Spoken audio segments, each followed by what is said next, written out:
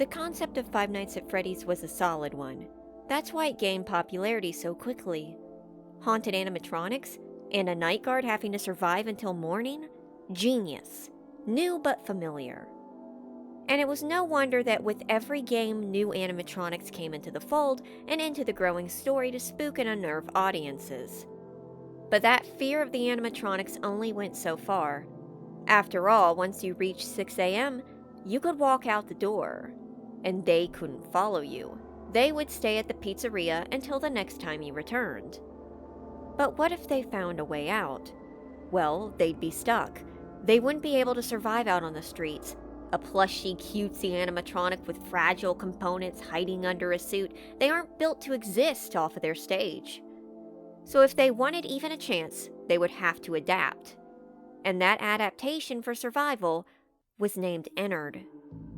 Ennard was an enigma when first revealed, something much more cunning and threatening than any animatronic before it.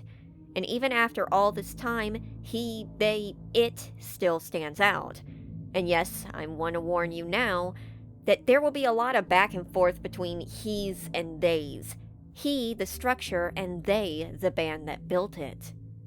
The creation of Ennard first begins with the creation of a band of animatronics known as the Funtimes, comprised of star and lead singer Circus Baby, the beautiful ballerina Ballora, the hand puppeteer duo Funtime Freddy and Bonbon, and the initially silent showman Funtime Foxy. These animatronics were built by William Afton, the notorious murderer at Freddy's, to discreetly kidnap and dispatch kids. In one notable instance, William's own daughter was killed by Circus Baby and then began to possess her, making Baby both aware and filling her with anger as she suffered years of performing and controlled shocks at the hands of the workers at the rental facility, which became their home after Circus Baby's Pizza World, the restaurant they were supposed to perform in, closed abruptly, likely due to Elizabeth's death, but it was covered up as gas leaks. But Baby wasn't the only one not happy with this situation. Her bandmates too were as well, not to mention being under the claw of the Scooper. The Scooper was a machine made to gut the Funtimes, and from hidden blueprints it seems very likely that it was made to extract evidence, or remains, from some animatronics and disassemble others easily, perhaps for cleaning. From Circus Baby's comments of it only hurting for a second, we can assume that this process was painful for the animatronics, though perhaps not as painful as the frequent shocking whenever they stepped out of line. They were prisoners, forced to perform and kill ad nauseum. Even when Afton left the business, they weren't able to stop. So the band decided that they would escape, but since they were large, shiny, metal, heavy bodies that would stand out in public, especially the 7-foot-tall Baby, they knew this wouldn't work, not to mention that the place was held under lock and key. They would need to move as a unit. And that's when they came up with the idea of combining into one to escape. From what Baby says, the Funtime animatronics broke themselves into pieces before and combined into one multiple times, in fact, and attempted to escape. However, they were always caught, separated, and returned into their own specific bodies once more. I've been out before, but they always put me back. They always put us back inside. It was then realized that this was just not going to work. The human-like amalgam was easier to escape in, if that's how they looked at this time, but it would still be found out by employees. They couldn't just walk out when they looked like this. There's nowhere for us to hide here. There is nowhere to go when we look like this. They needed a disguise. It was pretty much just an endo, so with the proper suit, they might be able to walk out. But not an animatronic suit. No, they needed to be disguised like a human, and a trench coat and ski mask wasn't available. So they made a plan to find a human who they could use. There might have been one who failed, as there was a body once found in the vents. So, funny story, a dead body was found in this vent once. Okay, so not that funny, but it's a story. But the first attempt we know of, the successful attempt, was with Michael Afton. Michael was sent into the facility by his father to find Circus Baby, and caught the attention of the animatronics, especially Circus Baby herself, as she and the others, as alluded to, believed he was William, as stated by Michael himself. They didn't recognize me at first, but then they thought I was you. Even using the voice of Elizabeth Afton to try to lure him into submission, but I'm getting ahead of myself. For 4 nights, Michael survived attempt after attempt on his life by the Funtimes, while Circus Baby, the seemingly helpful one, gained his trust by helping and guide him. Well, except for night 4, when she claimed to have kidnapped him and then mocks him as he sits in a spring-locked death suit. During this night, Ballora is scooped and broken to pieces. This is important. Michael gets out and still returns the next night. At this time, he may notice that a clown mask that has been mounted on the control module wall has disappeared. But regardless, he is instructed to tend to Baby in parts and service. There, Circus Baby tells him that there's something bad in her, and she needs his help to remove what is bad from her by sending her to the scooping room. Then, guided by her voice, Michael is sent to the scooping room, but along the way he is stalked and hounded by Ballora, who is now broken and enraged, and it takes Baby's pleading to calm her down. But the thing is, Baby's lying. That is technically Ballora, but not just Ballora. In the scooping room, Michael finds the remains of the other Funtimes, and there the truth is finally revealed, not by Circus Baby, but Ennard. There is nowhere to go when we look like this. But if we looked like you, then we could hide. If we looked like you, then we would have somewhere to go. The scooper only hurts for a moment. Ennard is not an animatronic in the typical sense of the word. He, and I will use he as a formality as it's really the entirety of the Funtime band, is an amalgam of various innards and wiring combined together in a humanoid shape. An endo of mismatched pieces and dotted with numerous eyes from all of the Funtimes, a good visual marker of how many animatronics are really in there. And notably, Ennard has 3 blue eyes, 2 up front and center and 1 hanging off to the side. His main 2 eyes, however, tend to take on a purple hue occasionally, such as in the scooping scene. One of Ennard's legs has a spring design on it, and he has toes made of wires linked into endo feet. Ennard's hands are wires tangled together just enough to look like hands, and there is a red button stuck to his chest, and with the wires lining around it, it gives it the appearance of a big bow tie. The highlight of Ennard's design is the mask, the clown mask taken out of the control module. It's a white clown mask with 4 plates that can open. It has a squeaky red nose that makes a crunchy noise, and a mounted on yellow and green striped party hat. It has red eyebrows. Now, in the model viewer of Sister Location, Ennard only has 1 eyebrow. Considering he has 2 in-game in the private room, this was obviously a mistake, but occasionally the missing eyebrow reoccurs in future games as a callback. One of the most notable things about Ennard is the twist that was dropped in this reveal. See, before the game came out, there were source code hints teasing the game meant to drum up hype. One of these was a schedule listing that showed that there was a 5th out-of-service animatronic along with the band. This, along with the teaser that only showed Ennard's head with some of his wires, gave off the impression that Ennard was, in fact, a 5th broken animatronic, a la Golden Freddy and perhaps Mantle. But then, in the game, Ballora is broken in the scooping room and gets an eye that looks very much like that teaser of Ennard. And with Baby later saying Ballora is following you, you're led to believe that this, too, is Ennard. Only to then come out with the sudden reveal that both of these were misleads. One through pre-game hinting and the other a ruse by Baby herself, and that Ennard is this thing comprised of the entire band. There isn't a Funtime band anymore, it is just Ennard. This was actually a really good twist if you were someone who was staying up to date with all of those teasers, because you were going in expecting that 5th broken animatronic. You were waiting for it to come out of parts and service. And then the rug was pulled out, not once, but twice. But now we must return to the story of what happened between Ennard and Michael, and this deviates into the canon route and the secret non-canon ending.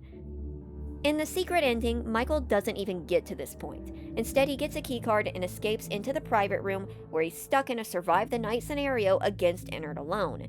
Ennard tries to climb through the doors and the vent, all while Circus Baby, or it, tries to plead for him to let them inside, even mimicking Elizabeth Afton's voice to try and coerce him, but they fail. Michael returns home with his butter basket, only for Ennard to come scooting in, revealing that he has followed Michael home, or suggesting that Michael just might have brought him with him and they're going to watch TV together. Either way, this ending is unfortunately for Michael, not the real one. In the canon ending, Ennard reveals the plan to gut Michael Afton and wear him as a suit. And they succeed. The scooper scoops Michael's guts out, and Ennard climbs in and wears him and escapes the facility. For assumedly the next few days, Ennard goes about life in Michael's body. We don't know exactly what they do in that time, but I wouldn't doubt a few unsolved murders. But the body begins to slowly degrade. Michael's hair falls out, his teeth fall out, his skin turns sickly, then rotten, and eventually purple. And finally, they have degraded to a shuffle. It is at this time that Ennard decides it's time to cut his losses and evacuate the body by being upchucked into a sewer drain, where his many eyes can be seen. It's unclear how long they stayed in the sewer, but sometime after this, there was a schism in the band. Funtime Freddy, Foxy, and Ballora were tired of Circus Baby bossing them around as the head of the Amalgam and exiled her from the body. But we only know this from the source code hints, a back and forth between the two, reading ad lines. Hold on just a second. You are crowding us. Be quiet. You can't tell us what to do anymore. Yes, I can. You will do everything I tell you to do. We outnumber you. That doesn't matter, dummy. We found a way to eject you. You would be lost without me. Haha, say goodbye to our friend. I can put myself back together. With Circus Baby forced out and going to rebuild her body into Scrap Baby, this left Ennard with 3 pilots. The 3 Funtimes who were much more aggressive than her. See, Baby was cunning and manipulative, but she would keep someone alive to use. The Funtimes didn't think that far ahead and would often try to kill Michael even though he was their means of escape. Now with them on their own, without Circus Baby's bossy manhandling to keep them in check, they were capable of anything. With this body, with this knowledge that they could successfully steal bodies, they were a threat unlike any other. Running loose in the wild, no pizzeria to contain them. And then Ennard returned in its next form, and oh dear. So, I'm not sure exactly how Circus Baby was able to rebuild herself and Ennard was just not. It's not even Ennard anymore. It's barely an amalgam, with Funtime Freddy at the wheel and most of its body gone. This pile of wires is Molten Freddy, named because of the patchwork rusty mask that it wears. It doesn't even have the clown mask anymore. Baby must have taken it with her, along with its bottom half. Assumedly, Ennard had to strip some parts to get into Michael, but this build is... well, this is bad. This isn't great. I mean, the design is good, but this thing wouldn't last. Were the Funtimes really that reliant on Baby that they weren't capable of even taking care of themselves without her? Seems like. And that could make for an interesting character study, but in Ennard's case, the whole thing fell apart without Baby, literally. Compared to Ennard, Molten Freddy doesn't have a leg to stand on, and not just looks-wise. Where Ennard was a huge threat in Sister Location, Molten Freddy is just one of the threats in Pizzeria Simulator. The first threat, who plays almost identically to the others. There's some differences, but they're very, very faint. He's just one of the guys now. He's not even vitally important to the story, except in a cut blueprint where it's written that he's got a lot of Remnant in him. Remnant over the years has been an ever-changing philosopher's stone, starting as a metal that retains souls and could be melted, such as in Sister Location and the Silver Eyes trilogy, to glowing lights in FNAF AR, and then to an all-powerful metal that could heal human flesh, bring the dead back to life, and create perfect illusions of humans out of nothing. And somehow, despite being a big hunk of Remnant, Molten Freddy still ended up like this. The bigger takeaway is that major downgrade in importance. Ennard went from being the big bad of Sister Location to kinda just like that other one, side character, who is connected to the plot because of lore substance, sat in the corner while the game attends to the actual story, being about Henry, who was first introduced in this game, and his plot to burn it all down. I mention missed potential from time to time with FNAF, but there is no bigger missed potential than creating a threat of this magnitude, a body-snatching nightmare clown, and then immediately erasing it in between games and replacing it with the "we've got blank at home" version. And it's pretty clear the reason this was done was twofold. One, Pizzeria Simulator was really invested in adding book elements into the games, and Ennard was not in the books. There was an Amalgam somewhat like him, but it wasn't really important beyond being a cage for the ghost children. The other reason is because FNAF was gearing up for a soft reboot, ending this entire chapter of the story and moving on into the next one, which makes it even stranger to create an effective creature one game off from the end. It's one of the things that makes me feel like there was definitely something missing between Sister Location and Pizzeria Simulator, at least one sordid ordeal. But at the end of the game, Molten Freddy burns, and that's the end of Ennard. Well, no, Ennard was already gone, but Molten Freddy was the pen that signed that death certificate. You might not understand yet why I'm so fixated on this, but before I explain myself, let's discuss a few more appearances of Ennard. Ennard returns in Ultimate Custom Night as one of the Vent animatronics alongside Molten Freddy, funny enough. You can't see Ennard on the cameras, but you will hear a squeak when he's at the opening to the vents, and will have to close it on him. He has no voice lines, and his jump scare is one of the frozen image ones. Ennard is also featured in both Help Wanted 1 and 2 in levels dedicated to him, a much bigger role. In Help Wanted 1, he has one of the only vent levels where you are tasked with repairing things and solving puzzles to make it down into the boiler room, under Circus Baby's rentals. All along the way, Ennard is sneaking around you. One of the most effective scenes being when the elevator opens into a server room, and you have to quickly line up the wires and press buttons while Ennard gets closer and closer. And when you succeed, he still yanks open the vent to jump scare you before you escape. The level ends in the basement boiler room, where Ennard is climbing around the pipes. When you activate the furnace, Ennard shrieks as though it's inside of it and burning. However, in the dark mode, harder mode version of this level, where the whole thing is flipped topsy-turvy, instead of assumedly burning, Ennard leaps out and grabs onto the elevator, which then begins to fall, him slowly getting closer and closer before the level ends. It is a great showing. Ennard is very threatening, and the whole level shows off how quickly he can get around and how, unlike many animatronics who might get themselves stuck in a place like this, he can easily work around it. Help Wanted 2 has a remake of the private room level from Sister Location, but this time we have the bonus of seeing Ennard move.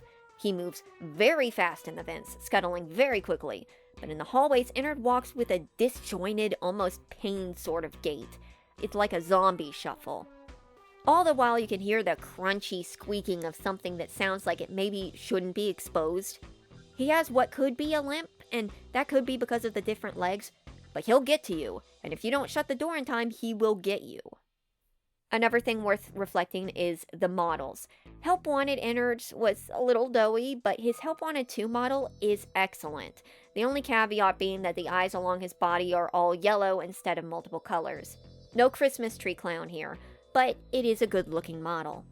In Security Breach and the Curse of Dreadbear DLC for Help Wanted, there is an Ennard cutout. The reason I bring this up is because, funny enough, Ennard is depicted with different hands. And by different, I mean totally functional hands, as opposed to the wiring knots he usually has. An interesting change. He also is carrying balloons, which is likely a nod to it. Well, let's be frank, Ennard winding up in the sewer was likely already a nod to it. And likely he could pull off some of the same contortion moves. Security Breach also introduced us with a new Amalgam towards the end of the game, one known as the Blob. The Blob, also known as the Tangle, is a creature in Security Breach that resembles Molten Freddy, but it is not Molten Freddy. It might be sleeping in the same burned-down pizzeria as Molten Freddy burned in, but its head is different. It's not a shoddy mask, but an actual Funtime Freddy's head, and its wiring is made out of black coils instead of the Funtime Remnant wires. Because of these major differences and its inability to speak in feral nature, it is impossible to completely say that the Blob is Molten Freddy and Ennard at this time. It could be that it is a completely different creature that resembles it. It could be that in this new plot line, there is the suggestion that some of the games were made by Fazbear Entertainment to cover up crimes. It could be that this is what Molten Freddy was supposed to look like canonically, but there's nowhere that it says that. Though if it was, it should have been named the Ensnared. A callback to Ennard that also depicts it as the remains of the animatronics all trapped together in a bundle of wires, ensnared by them. Plus, it's also kind of a cool name. That's where Ennard's appearances end. So, let's go back to what I was saying a few minutes ago. The potential of Ennard. Why Ennard's swift boot from the plot was actually a major loss. While we only saw Ennard briefly, he had a whole lot of potential. Tangible potential to be a huge threat for the franchise, a looming danger in the background. Starting with his design, it works. You look at Ennard and you know something is very wrong. And that's a good look for something who rips people open and crawls inside. The clown accents only accentuate this when paired with the broken body, which is broken, but still humanoid and capable, making it appear visually dangerous. Even the crusty walk cycle in Help Wanted 2 is just uncanny enough to hit you instinctually, but is still capable of zooming down a vent. And yet Ennard still does have a slightly cute face. This is the type of face that, with the big blue eyes and the little smile, that can look unassumingly cute in the exact right lighting and nowhere else. And then it splits open and breaks that illusion instantly. But that's just looks. Ability-wise, Ennard has a very intimidating Rolodex of capabilities. For starters, Ennard's wiry, loose body allows him to fit into a human body, though he may shed some limbs in the process. That does mean between this and his tight vent crawling that he can get himself around. Ennard is strong. We don't know the exact strength, but in the private room he is able to overpower Michael Afton, so we're gonna go on robot, assume it can snap you in half strength. In Sister Location, it is able to mimic Elizabeth's voice just off of Circus Baby's memories alone, and not only that, they're able to make new lines to coerce Michael to give up. And not just mimicking voices. From the End of Night minigames, we know Ennard, an amalgam of a bunch of bots who likely don't know anything about current society and acting normal, are able to blend in almost perfectly in Michael's body. Neighbors wave and seem totally fooled, and it isn't until the body starts to decay that they become wary. Ennard was able to act the part until the costume failed. And let's be frank, ignoring what Funtime Freddy did to the body once he got in control, Ennard has the skill of anything inside of him at any given time.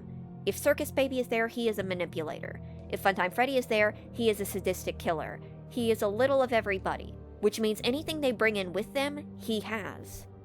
But one of the most interesting parts of Ennard is his motives, which are a sharp contrast to both the aggressive animatronics before him and the major villain, William Afton. Most of the haunted animatronics' motives for murder are either out of revenge or confusion, and there's enough context clues to suggest that William Afton is their primary target. William Afton's motives are somewhat vague. The books give two motives. In the earlier books, it is a mix of envy and sadistic joy that leads William to kill, and he has built this persona through his spring-locked suit to do it. It empowers him. In later books, William's goal changes to immortality, looking for a way to become almost godlike. In the games, William Afton's goals are never directly clarified, but he does seem to take a thrill from what he does, so that may be his motive above all else. And he does seem to think a lot of himself. Circus Baby's motives were to escape and to get vengeance on the way out. But Ennard, being comprised of all of the Funtimes, has different motives. There's no greater plot, no greater plan, it's raw survival. And Ennard has shown that he's not against killing. There's not even any remorse. In fact, being made of the Funtimes who were built to kill, it is very likely Ennard too would still have that goal. But the difference is, there is no stopping point. It's not, take the kids from this party, don't get caught, return to the facility. There is nobody in control, there is nowhere to go. Ennard just indulges, and as long as he can escape to live again, nothing else matters. Especially with someone like Funtime Freddy in control. Imagine how deadly that amalgam would have been if it had actually been capable of pulling itself back together into a cohesive form like Baby did. That would be a huge threat. Unfortunately, Circus Baby seemed to have taken the last 2 brain cells with her when she got dumped. But let me clarify, as long as Ennard can rebuild and escape, it doesn't matter if there's a plan, because Ennard is built for adaptation. And he already knows of one surefire way to disappear for a few days. Another important thing to note would be how attached Ennard is to the many major characters in the series, and his tightly woven connections to the lore. He is the creation of Afton, a Frankenstein's monster, but not the one he intended to make, one that created itself and went off its initial design, and because of that, he had no control on it. He is the reason Michael Afton's life was truly over. Once he was scooped, there was no going back. There was no second chances. Ennard killed Michael, even if he was still alive. He is the most concentrated form of Remnant. He literally is Remnant, or specifically the kind of Remnant that is possessed malleable metal. As much as Remnant and agony is thrown around as a concept, he is a physical embodiment of at least one of these, and maybe the other. Everything about Ennard works for becoming a viable threat. Maybe not the main villain, but something lurking in the shadows that occasionally pops up and reminds you that it doesn't matter who's dancing in the rabbit suit now. There's something worse out there. Something who might not be looking to stage a huge horrific scene, but someone who will follow you home, gut you, and waddle around to your corpse for a few days, if only to get close to vulnerable children. Almost makes the dreaded William Afton look like a kitty cat. One of those feral snaggletooth ones that always jumps out of closets in old horror films. You remember those. But alas, the potential of Ennard was cast away. And because of the goal to shut down the current story, for the most part, that meant Ennard got the guillotine before it really got good. But he had so much potential. And do you know how I know this? Because as of right now, one of the current major villains is another Ennard. Yes, I am talking about Mimic. Eleanor, the main villain of Fazbear Frights, and Mimic, the main villain of Tales from the Pizzaplex, who has just gotten worked into the games, as of Ruin, are descendants from Ennard in concept, with both sharing the body-snatching, to a much, much lesser extent, and identity-stealing, to a much greater extent, modus operandi. Eleanor is an animatronic who looks like Circus Baby, but who isn't. She is actually some sort of demonic creature of, or feasting on, agony, which is sort of haunted residual left behind when people suffer and die in traumatic ways. She uses illusion discs to create an illusion that makes her look like anything and anyone she wishes in an instant. She goes around and harasses random people to invoke suffering because that seems to power her, but what she actually really wants is Remnant, and it seems to be her goal to get more of it. Mimic is the gun from Buckshot Roulette, and every time I make a grab at him, it blows up in my face. So let me handle this baby gently. As an actual description, Mimic is an endoskeleton who was created to mimic assigned actions.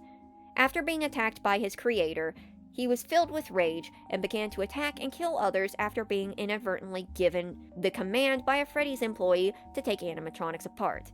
It's a somewhat more complicated story, but that's not important here. What's important is that Mimic does not use illusions. He is capable of fitting himself into any animatronic suit and mimicking voices. In fact, in Ruin, he can be heard actively splicing Gregory's voice to speak, something that becomes more noticeable the further you get into the DLC, and he even makes a Gregory costume out of old suit parts. The best comparison I can make between the two is that Eleanor is CGI and Mimic is practical effects. Eleanor might be flashier and might be able to make something that looks more vibrant easier, but when the cracks show, that believability is broken instantly. While the Mimic's efforts might be more identifiable, but feel more grounded due to being built in reality. And like I said, the Mimic and Eleanor are both identity stealers, not quite body snatchers, as the Mimic wears suits and Eleanor uses illusion discs to resemble humans. But we don't really need to talk about Eleanor anymore, as that's where the similarities between her and Ennard end. Well, no, at one point she sort of starts slithering in the dump in a way that somewhat resembles a wiry build, but that's mostly inconsequential. Eleanor's role more closely mirrors 4th Charlie's Circus Baby from the 4th Closet. Mimic is the one who resembles more of Ennard. There are a lot of similarities that you probably heard already. The only difference is Mimic tends to prefer fabric suits and Ennard likes his costumes extra rare. The mimicking and manipulation aligns for both. Well, and also, the other major difference would be that Mimic is either driven by a compulsion to mimic or anger from what happened in the past, while Ennard is a little more of a wild card. Yes, Circus Baby had anger and a traumatic past, one surprisingly similar to Mimic's in one iteration, but the rest of the bandmates, or at least one, doesn't seem so hung up on it. But Mimic does share that there's no end goal. At least there doesn't seem to be one now. Some folks have speculated that Mimic's trying to recreate Afton's family and Afton's goals. However, he might just be mimicking Afton, in which case he might start mimicking someone else and absorb their goals. And between these goals, there is raw survival. Adaptation, like Ennard. And if this wasn't enough, the secret of the Mimic game is coming, and introducing an animatronic named Janky who looks an awful lot like a blend of Ennard, Circus Baby, and the puppet, and has traits that sort of hints that it might be the Mimic. That, along with the book's ending with Mimic as a jester, could suggest him once having a clownish persona or soon to take one on. This further tying with Ennard, as some have speculated that Ennard's mask might have come from Janky.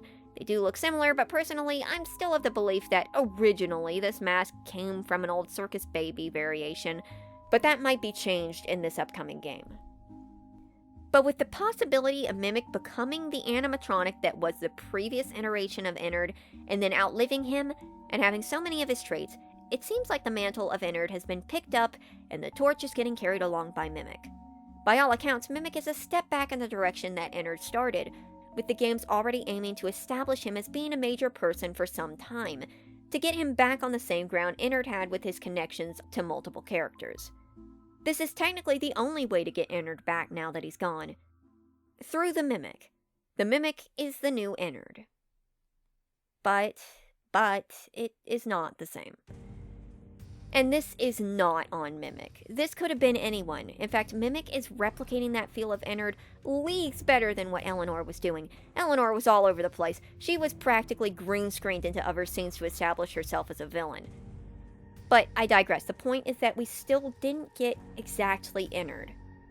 Ennard was really a one-time thing. He came in Sister Location during a game that was establishing background for the villain of FNAF, the Purple Man, and still stood out as a genuine secondary antagonist, something inhuman, scary in a whole new way, and breaking the conventions that the games before it had established in his and their story. And seeing sort of what Mimic's becoming for this series, it makes me regret what Ennard didn't get a chance to do. Because we could have had the body snatcher, animatronic infiltrator, untrustworthy clown character ages ago and could have utilized him before now. The Ennard we've established is an immortal threat. The thing could have shown up in Security Breach, not as a major villain, but just as a threat lingering in the basement for one section, and it would have been totally in character, or at least very believable. But at the time, FNAF wanted something different, and that was to cut the old plots and move on, even if it meant having to slowly go through and replace every lost character with a semi-duplicate. To the point that theories about them being the old cast reborn have really taken off, and they do have some merit too. Ennard was a chance that was lost, and though we're trying to get it back, we won't get him back. But at least for one game, he was. They were, and it was great. And also we got this. Thank you for watching.